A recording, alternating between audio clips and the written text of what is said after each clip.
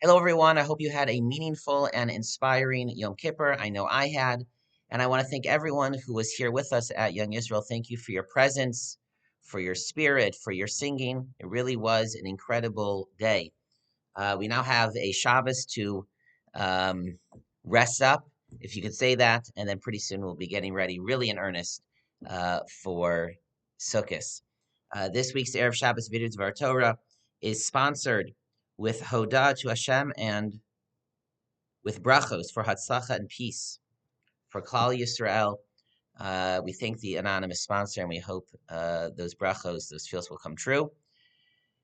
We also, every week, the Erev Shabbos Vidui Dvar Torah, we focus our attention and our kavana to daven for the hostages that remain in Gaza, for their well-being and their release and or rescue without delay. We daven for the soldiers who are fighting. We daven for all of Israel. And we also include in our thoughts today the community of Manchester, England, after suffering a terrorist attack on Yom Kippur. We are davening for healing for those who are injured, strength to the families of those who were killed, and davening for the entire community. In the very beginning of this week's Parsha, Ha'azinu, Moshe compares the Torah and the teaching of Torah to rain. Ya'arov kamatar lichi, tizal katal imarsi. May my teachings, the teaching of Torah, come down, descend like rain, and may my utterances of Torah flow like dew. The Torah is like rain. It comes down from Shemayim, from above.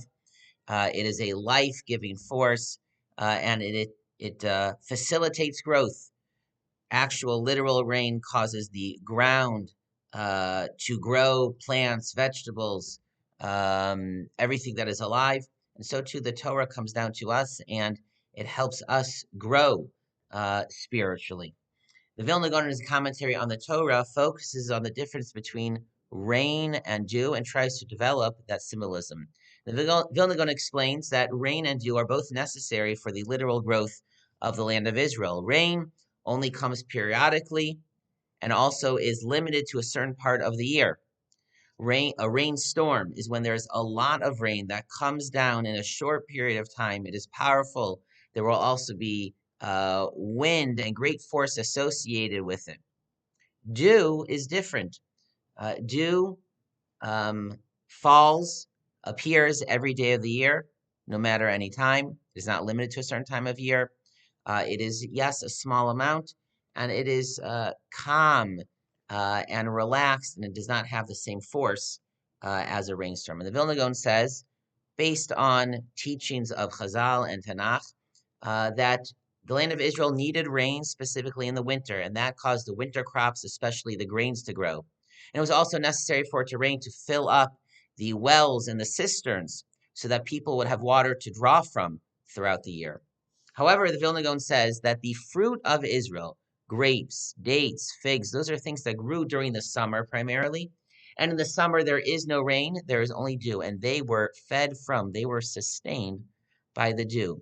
The land needs, for the land to grow, it needs powerful rain in short bursts, only every once in a while.